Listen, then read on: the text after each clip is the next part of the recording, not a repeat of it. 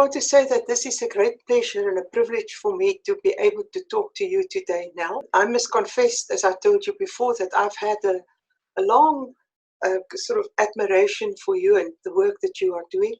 And I'm so pleased that at least on this occasion, we've had a few interviews previously behind our backs. So I hope that this will help us and settle us down and make us more comfortable and less nervous. I want to start with we are talking about your life as a person in art and in relation with your art. And you were born in Botha in the Transvaal in what one could call the Depression years. Difficult times at that in that particular time. It is so strange that we are actually repeating those difficulties today again with the coronavirus in a sense. But please recall something of that particular period, the Depression period, and how it affected you and your family in Botha, and what it meant to be an Afrikaner in that time. Amanda, you know, I was very young then. I think I must have been about I was more, about 4 or 5. So I was about to go to primary school, and we went to school like normally. It didn't matter to us because we didn't know how difficult it were at that time. But now when I look back at pictures, then I see how my poor parents had suffered, what they looked like when they were getting married and what they looked like during the Depression years. You would say that they had put on decades. They looked miserable, and their clothing was just not nearly to what it was. They really looked like poor, poor people, which they were. And then I remember the story that I was then a young child. I needed a lot of milk, and there wasn't any. So my father then got, a cow to come and help us. And anyway, I grew up on that, with the result that stayed with me all my life until the other day when I had to stop taking milk. But otherwise, it was just very difficult for them. Were you at that stage an only child, or did you have other siblings? No, my sister was 4 years older than I. So she actually would have remembered much, much more about it. She was then already in school. So the Depression, the times of the Depression took you almost immediately into the time of the Second World War. And that period over the next about 6 years, have you got any particular recollection of that? Oh, yes. And then, of course, I was at high school already. I just went to high school at that time. And, you know, my father was always at the head of things, and he was always doing things first in the area. So they were actually, as far as I can remember, after the Depression, my people started building. They changed the house. Then later on, they changed another place, and we eventually moved there. So my father said, this is wonderful. I shall then ask some Italian prisoners of war to come and help me on the farm, and also later on with the building. So I got to know those people so closely because for years they stayed with us. They became part of the family. And I have beautiful memories of it. Every weekend not every weekend, I seldom got home because I had to be in boarding school, but whenever I got home, it was a feast. And then, of course, holidays too. And one got so used to the Italian pronunciation and the way they spoke and their ways, and that appealed to me greatly. And yeah, well, I think that was my first taste of Latin Europe. And I fell in love with it as a child already. So later on, when I went to Europe, I felt pretty at home. I liked it immensely. But during those days, I take it with the Italians working with you in the prison during that time, there was a lot of laughter and, as Italians often are, singing and so on, fun making. Yes, it was. They were very pleasant people, and it was also interesting. Michele Dragonetti, he came from Milano, and at a young age, we saw the difference between the more emotional people of the south. Fabiano was from Calabria, and they cooked. They loved cooking. My mother used to let them cook, and she learned recipes from them. And yeah, they helped her with baking. Whenever she baked rusks, they were there to help, or rather Michele was there. Fabiano was less of a cook, but he also did. He cooked too. And yeah, that was a lovely time. I remember my father taking them to, where we had those farm weddings. They were wonderful incidents. And Michele would go along, and people would be so generous to them, and they would come away laughing and feasting, and they just joined in. It was really fun. It was lovely. Now, you grew up at Botha, and that was where you matriculated as well. No, I never matriculated at school because another strange thing happened. I lived in the hostel, and I got ill, and it was what they called in those days enteric fever. There was no way that there was no medical aid for it. So I was in hospital for 6 weeks, and of course came out without hair, and I couldn't stand. I mean, I was absolutely weak because they thought I wasn't going to make it. But it was a good school, and the principal was very kind, but he couldn't do anything because I couldn't go back to school. In the winter of that year, my father said, well, the doctor said, you must take her to a different climate. My father took me to the coast, and there I just improved so rapidly that I could even fetch a little bit of seawater to bring back to the girl in the kitchen because she wanted some seawater. And then in August I started with sort of correspondence. Yeah. And I wrote matric in town then and passed, not brilliantly, which made it difficult for me. But a pass is a pass, as they say. A pass is a pass, and my father said that was going to help you further. So with the aid of my sister and all that, I mean, she directed and helped a lot that I got to Wits because she had been studying in Joburg. And so I got to Wits art course because I liked to draw. And there it was. My father somehow got me into women's residence, and there I stayed for 4 years. You said that you got into the art class because you loved to draw. But you had, prior to your starting with your studies, particular feelings about drawing, creativity, and what you wanted to do. Was that your dream as a child? You know, I always just wanted to draw because on Sunday afternoons at home, I mean, I was then a primary school child, I was always looking to Sunday afternoons because then the small family would go to bed and have a little rest, and the house was peaceful and quiet, and then I would get the girl who assisted my mother in the kitchen. I used to like her. I've forgotten her name now, but she would pose for me because she wanted a portrait. And I would work hard on this portrait and so on and so forth, and yeah, enjoyed it. In the end, she wasn't very happy because she didn't like her nose. But I also loved drawing my mother's ducks on the dam, yeah, and such things. So it was just, for me, it was a continuation of that. I want to ask now, being at Wits now, that was also a very particular time in not only for the Wits arts faculty, but it was also a time where there was a start to move away from the art, the sort of colonial art that we knew up to that time, to people who had already started to return from Europe. But you came to Wits, and there was, I take that you were under the time of Heather Martinussen. That's right. Is that correct? Yeah.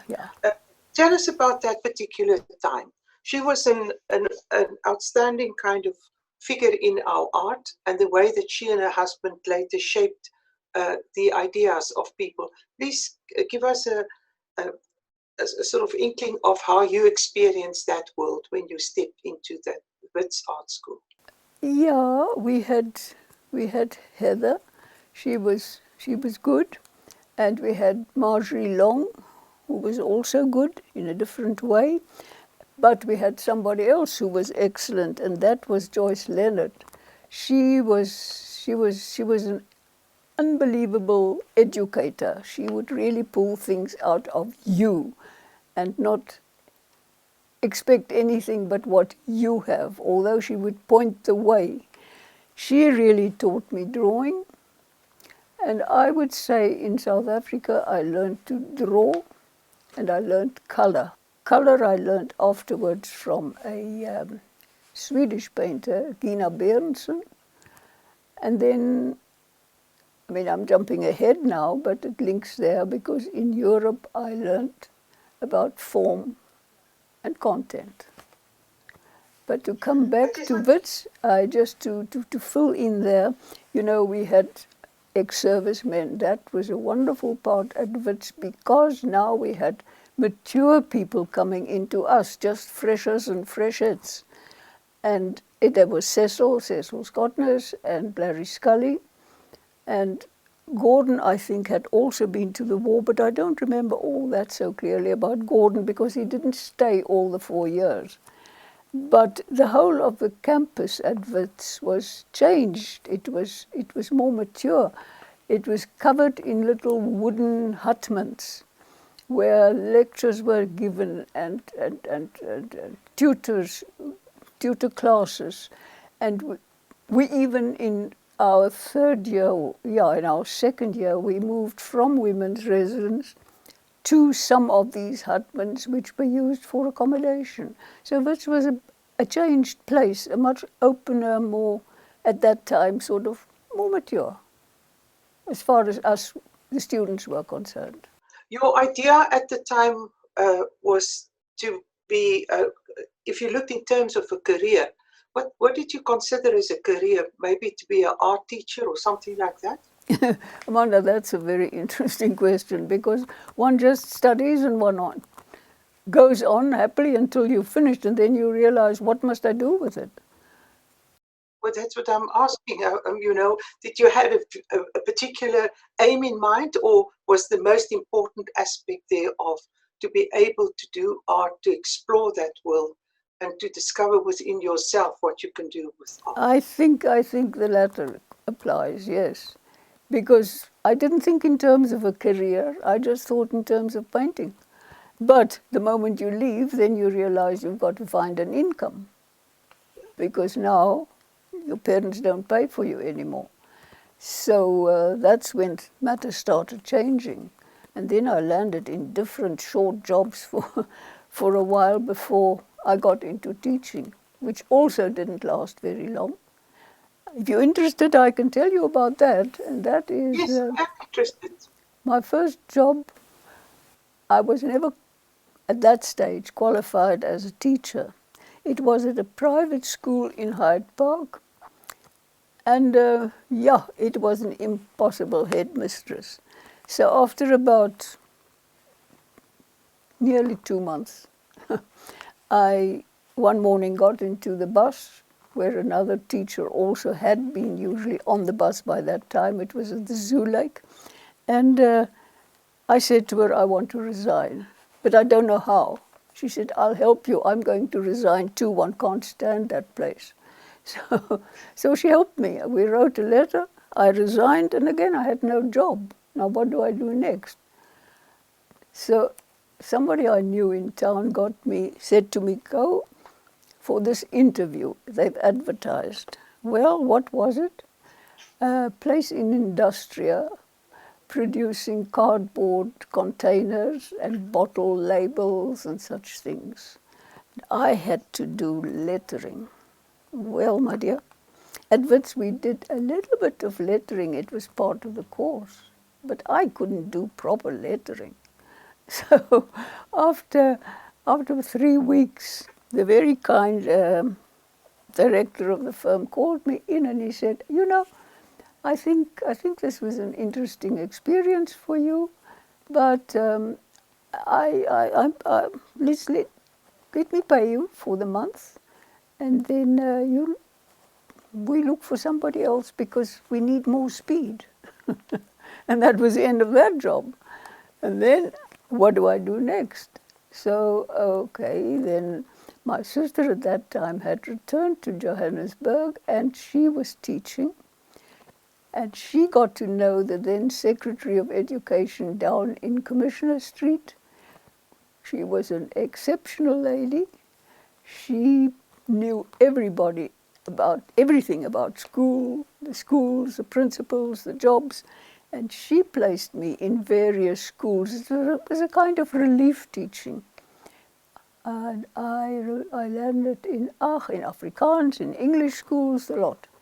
So after about finishing that year off, I realized this is not going to work because I don't get sufficient money. I struggle from one job to the next.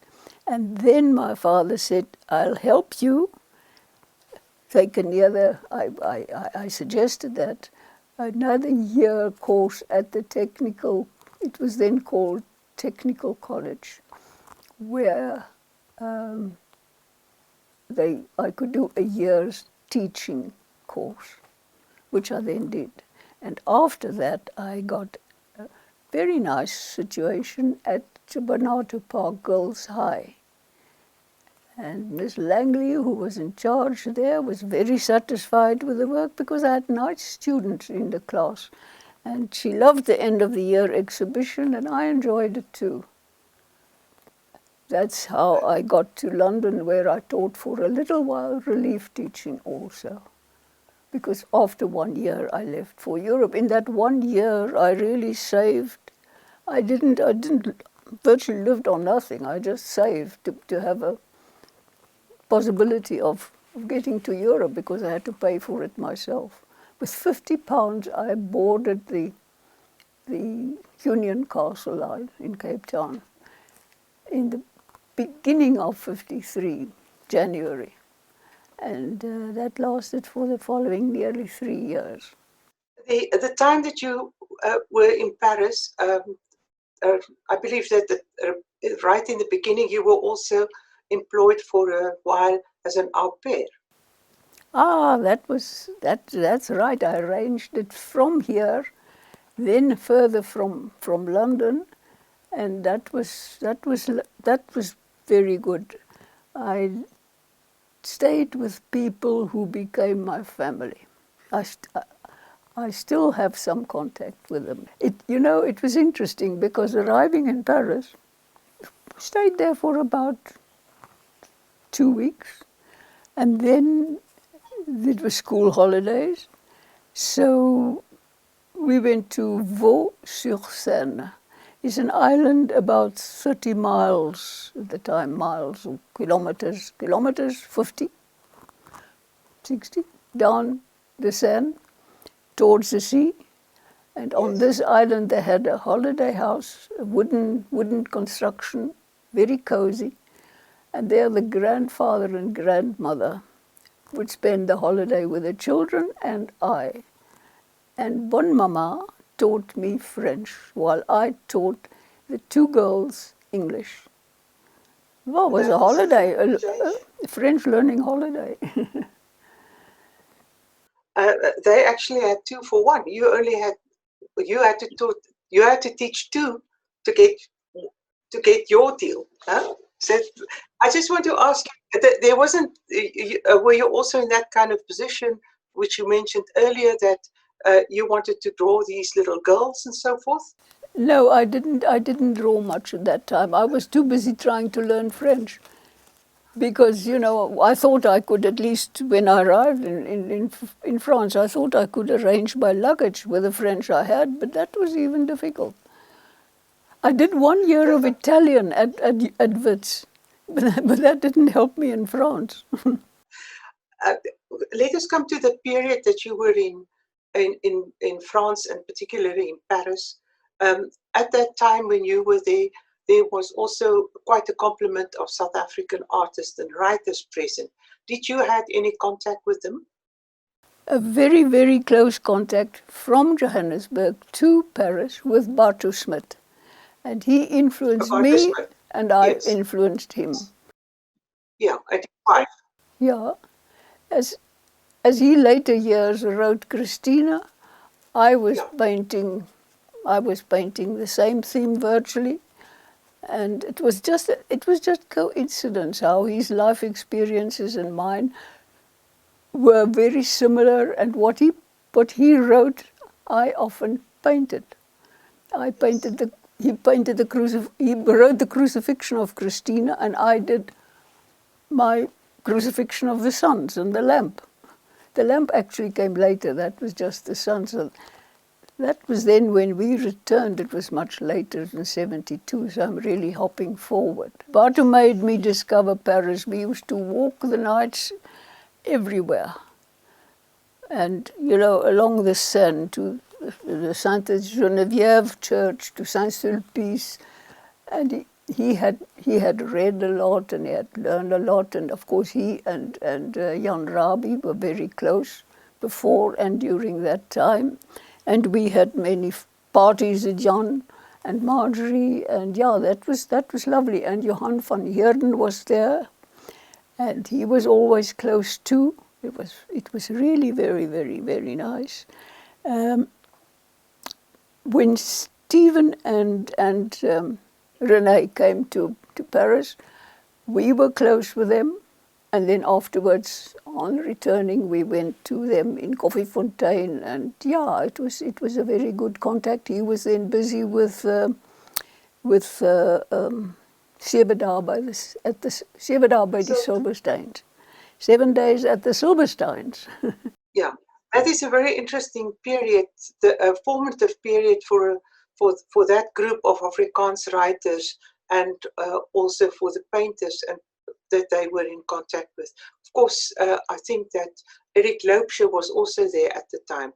Eric was a few years before me in Paris, I think 2 or 3, I don't know, yeah. But the life in Paris and what you've experienced there. First, let me find out, where did you stay in Paris? After the holiday on Vaux-sur-Seine, I went for a year, because that I had money for it, to the English section of the Cité Universitaire, where people used to have accommodation. And it was quite a trip by metro up to the Sorbonne and the studios, the various ateliers. So I stayed there for a year. And after that year, I went back to my family, and I stayed with them for the rest of time. First with the one sister, and then with the next sister. They were very close. And yeah, I must add, you know, Bon Mama, for instance, it took her quite a time before she accepted me. They don't easily accept people, but once they do, then then you become family. Yeah. And I was fortunate. You were fortunate, because one first got to work to win their respect and their acceptance before one can really feel at home with them. I would like to ask that, what I'm trying to get at with these particular experiences that you had, you know, all the time, of course, being an artist, wanting to do what you want to do, was in the forefront of your mind. What was happening in Paris in that very exciting time after the war, and which was really the place where people met from all streams of life from around the world. How did that impact on you and the way that you wanted to express yourself later in your art? You see, leaving Wits, I was full of questions. And I knew there was something. We knew there was this abstract art, and it was being yeah, it was being used and developed and so forth, and I wanted to know more about it. And I've said before that when I got there, I only got confusion because lots of people were painting, and some of them did beautiful things and others did less beautiful things. But there was no clarity, there was no understanding of why and what they're doing, what was the content, and why, how they're doing it the way they do it. I wanted to know these questions. I'm one of those people that want answers. So I love the French inquiring mind because it was, as it says, inquiring. And that appealed to me greatly. So I inquired, and I didn't get replies. And that's where I decided there's only one way, go back to the source of abstraction. Where does it come from? And I still don't know, because I think that science had a great influence on abstraction. But that needs to be proved, and that's another session. Yeah, I would like to ask you, what I'm interested in is that you arrived there and you were ready to receive whatever that experience would offer you. And now one is there, and as you say, and I can understand what you're referring to, a lot of confusion in a sense. There was also many different ideas about what was actually the norm of the time, the thinking bit of the way that people thought in that particular time. I want to come to the point, in your own mind, you had one goal. I'm trying to ask this for you. You had one goal in which you wanted to become an artist. You want to express your ideas, feelings through abstraction. Was that your idea, or was it that you were seeking for a vehicle through which you will express yourself?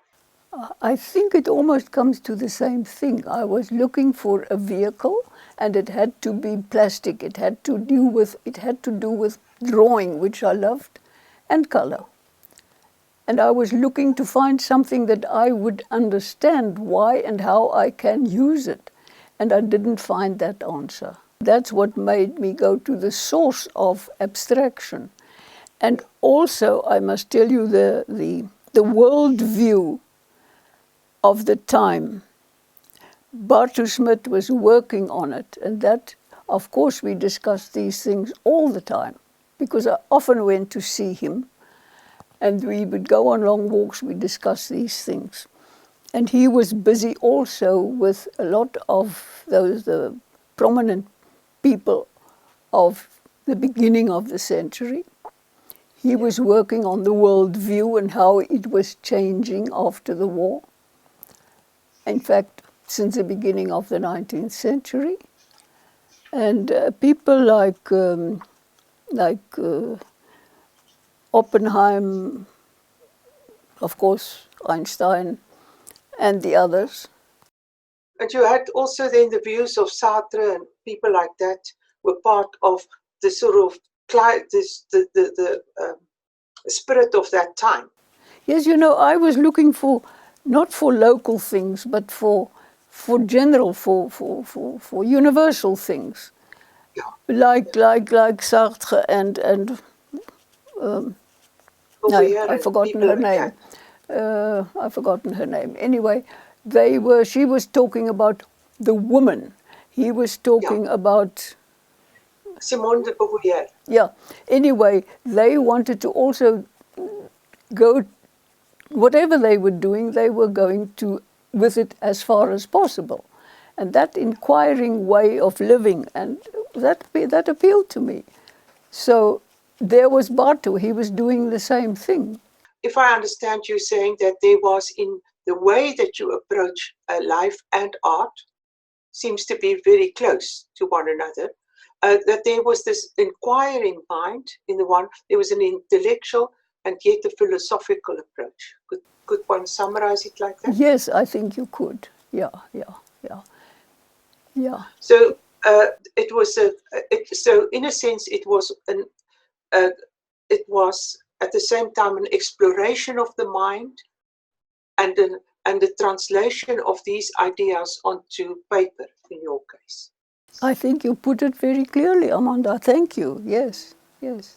In that particular time, when you were in Paris, it was also a time that there was all these very exciting exhibitions, etc. I wonder at the time, did you had an opportunity to go to various other exhibitions, except for the South African?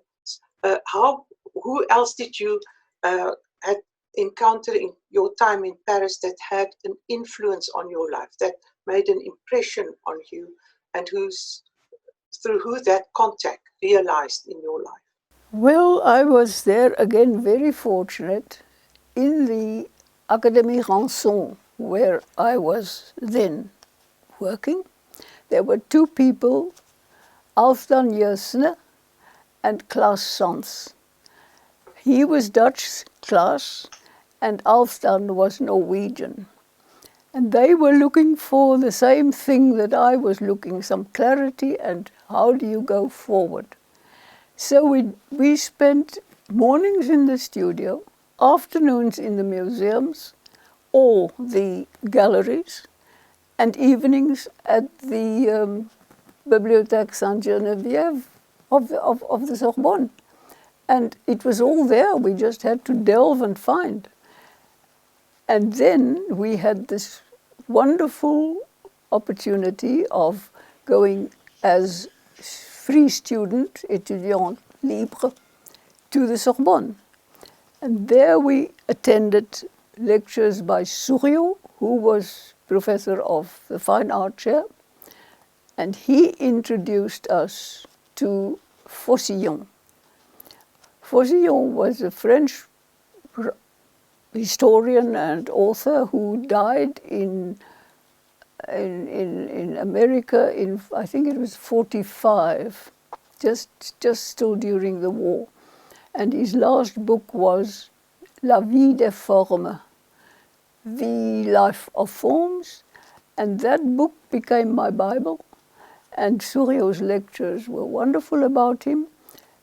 But those two people and I, we spent every day until sometimes the last metro together, working at the Sorbonne, discussing, talking, going to a La Homerie, have a hot rum or what have you, and then from there home. The next morning, same thing. So from them I learned a lot. I also learned a lot from Saint-Gier, who was one of the painters of the Galerie de France. And then there was Michel Sephard, about whom I can go on talking for quite a while, because he was familiar with abstract art and abstraction from its start. He had done a study of it. He was then writing up what was happening at the moment in France and over the world. And he spotted one of my things at the exhibition, the 10th Salon of new painting, le 10e Salon des Réalités Nouvelles. And from there I got to know him pretty well. I even helped him later too with a book for some entry of some South African pictures. But he was encouraging me very, very much. He was very important in my life. What interests me immensely in the way that you've just explained, it's like a sort of journey, an adventure in a sense, that it was an exploration of mind and ideas. You said that you started with questions. Your approach was you wanted to know. You had more questions than you found answers in the beginning.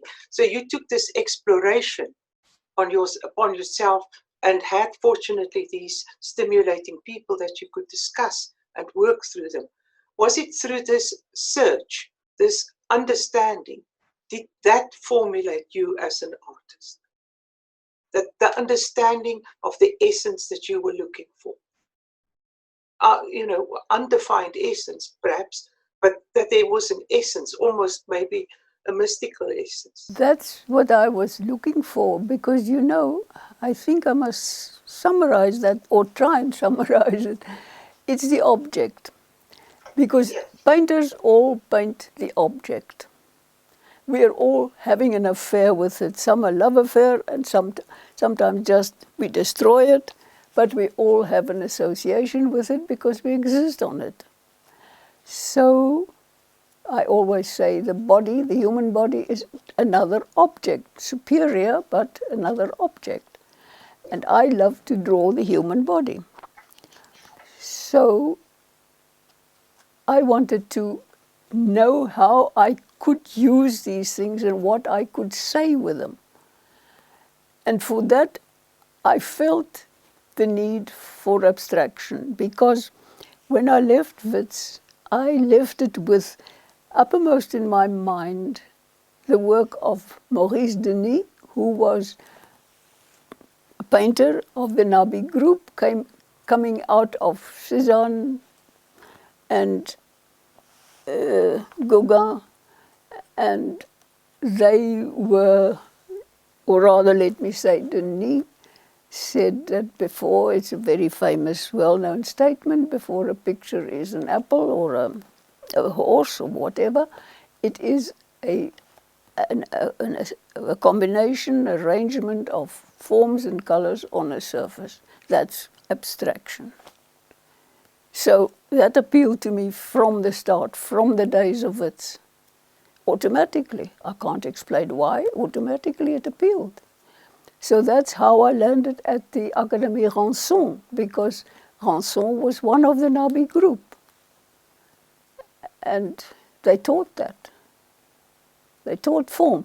So you see, as I said to you before, I learned form and content. Of course, content you add later. In my case, as Elsa Miles nicely pointed out, they become metaphors, what I see in nature.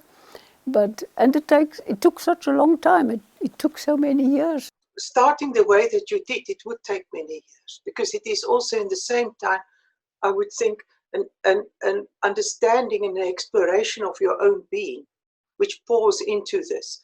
So it's almost a double exploration. The one in arts to find your form and your content, but also to be able to express yourself through using the method of drawing to achieve that feeling and content that you wanted to bring along. I think you've put it pretty clearly, Amanda. Yeah.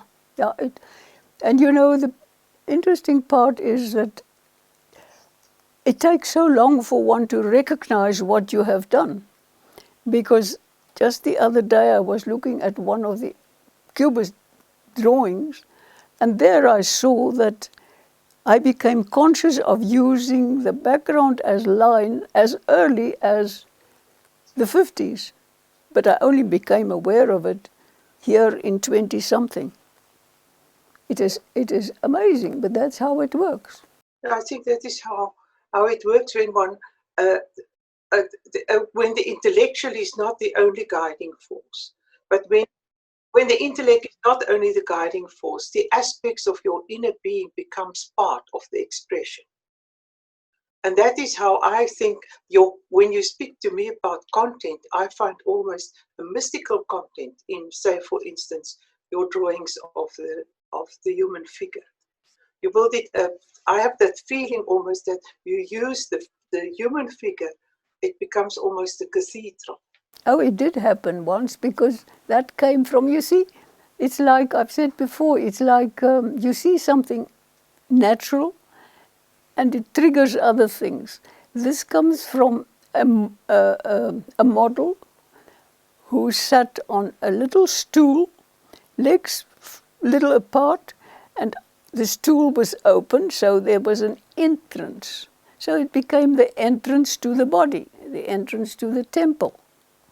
Yes. That's how it went further. Did. Yes.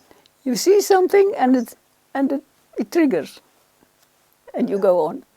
Yeah, and that makes it possible for you to have almost a poetic sort of.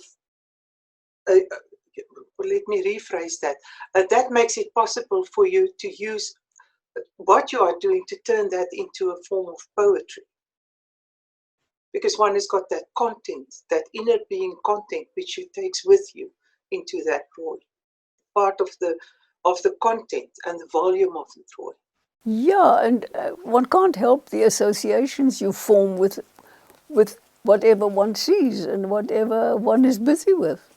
So automatically it comes through. When we get back to you get back to from Paris, and we're coming back to Johannesburg, where you've been, and you started to work there at the Johannesburg Art Gallery. And you've been there involved for many years, 12 years, or how long was your period there? Very nearly How long? 21 years. It was, 21 years, yeah, sorry. it wasn't quite fully 21, it was about 21 and 3/4, yeah. But I'm glad that you remember the 3/4. Yeah, I I do, want to because say, it became very in this difficult. period, it was a very difficult, this has been covered already, but I just want to come to another point from this. Is this was the time that you were particularly busy, you first worked there, and the very difficulties you had to encounter during your time as director of the JAG. This was a morning, noon, and night job It almost, in a was, it sense. was. So I painted the nights when I was free and weekends. While you were working there, did you keep your weekends as far as you could possibly free for working? Absolutely, yeah, I did, yeah. And also for sanity, I hope. Well, I'm just the painting kept, the painting taking kept it. me seen. So, No, you're right. You're yes, quite right. I'm just thinking you there. The reason why I'm asked this is that it interests me that when one is so completely dedicated to one's work, well, first you have to your outside job, but now your calling as an artist, in a sense, that you feel that every moment that you had free and can actually spend in doing what you know you have to do. Um, how does it affect on one's life in terms of where is one's time, where is the time now for relationships and for friendships if one time is so tight for almost 20, You know, 22 you years? just got to be very careful with time and use every moment as well as you think you can. It's almost like like directing time. It is like that, but you cannot think of something else too seriously while you're busy. For instance, Yes. at the museum, I gave myself to the museum while I was there, and while I was doing one of the functions outside of museum time, because Yeah. that was only, well, that was my job at the time.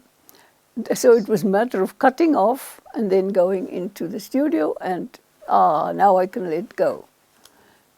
But But that makes I want to add that at the museum, I was very happy working with good things all the time and with an outstanding director before I had to take charge, who taught me so much and so generously. Although he was very strict and very demanding, it appealed to me too, because he wanted to pull the best out of every day's work and out of oneself. So it was good. you had a number of exhibitions at the Cassier Gallery, Yeah, correct? Well, yeah, it was, and that is could you tell us something about that? it was Uh, considered fine your art. contact there with Cassier, and he was then married to Nadine Gordimer. That's Did you right. have lots of contact with him? Yes, yes, indeed, for 10 years. Yeah, He had his gallery for just close on to 10 years. 10 years. And Yes. then I was very sad when he had to stop, because he said to me, you know, my mind is not that good anymore, I must stop. So that came to an end at, it was 1990, I think. Yeah, it was 1990, was the last exhibition there. you had a particular good relationship with him. Oh yes, it was good. No, it was good, and he somehow found buyers without a problem. And he found them mostly here in Johannesburg. And I was always very happy to organize an exhibition with him. He in fact would ask me, he said, you know, it's time now. And then we would decide what and when and so forth. And with Nadine, did you have contact with her as well? Oh yes, she often helped me give titles. We decide what to call this and what to call the other one and why. And as late as Bailon, the time of showing with Bailon something, then she once wrote a piece for that catalogue book that he published, which I'm very grateful for. She wrote a piece for that book, but you know, everything was done in such speed at SMAC. It was also good, but the speed was unbelievable. So hers was just a day or a few too late for the printers, so it didn't appear.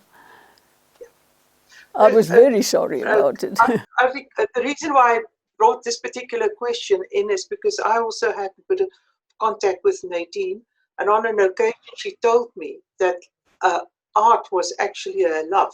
That was the way how she expressed herself, to be able to relax when she was helping her husband at the gallery or with her dealing. She told me artists were much nicer than writers, because writers always have a fight. Artists are always friendly.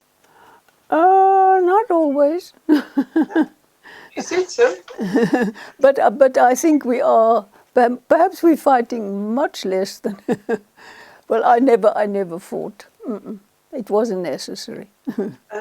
We are just about to end, but before that, I would just like to ask you this one question, which interested me a great deal. And this is, if one looks at your work, are you guided by, I understand that you have in your studio a slogan in your studio. Oh yes, Bailon did a very good thing there too, with that exhibition at the time of that catalogue book. He put that line of Paul Valéry at one of the walls, very low down. It was very effective. And he was always wanting to know more about it. I think there was never any time to tell him, because he worked at a speed that is unbelievable, but very, very stimulating. So that comes from Paul Valéry, and it is written at the top of the Palais de Chaillot, where during my time the modern collection of, you know, Impressionists and thereafter was exhibited. And when I read that, I knew that was important for me. If I can make a sort of rough English translation of it, my understanding is that it is, you mustn't be fearful to risk. Quite so, you must will to risk. You must be determined to want to do what you do, and you have to understand what you're busy with, and you must also know when to keep quiet. Exactly. You've absolutely done a fine translation. I want to know which is the most important one, to risk and to understand and to keep quiet. Was that, in a sense, a motto of your career? I think it's dangerous to separate them. To risk, to explore, and to understand, and finally to keep quiet. Is that maybe, in a sense, a motto of your career? Those lines have accompanied me all along, because sometimes they've eked me on, sometimes they consoled me, and I just needed them. I needed him to accompany me all the way, because it was a long way and it was a lonesome way, because I knew nobody else who was trying to work that way. Because in the end, as I said to you at the beginning, I got From Europe, I learned about content and space. And of course, then the space is the important thing for me. That is what I really worked into and about all the time. And trying to use here in what I'm trying to say for myself and hopefully for others. So those words have been my faithful companion. But isn't it wonderful to be at this particular stage of your life and recognize that companionship of those particular words and know that you have done that? Well, what I appreciate so much at this stage of my life is the companionship of all of you who have joined in now and wanting to assist me. It's unbelievable. I'm so grateful to you all. It's more our pleasure and our privilege. Thank you very much for sharing your thoughts with me and for allowing me to understand more about you. Thank you. Thank you, Amanda.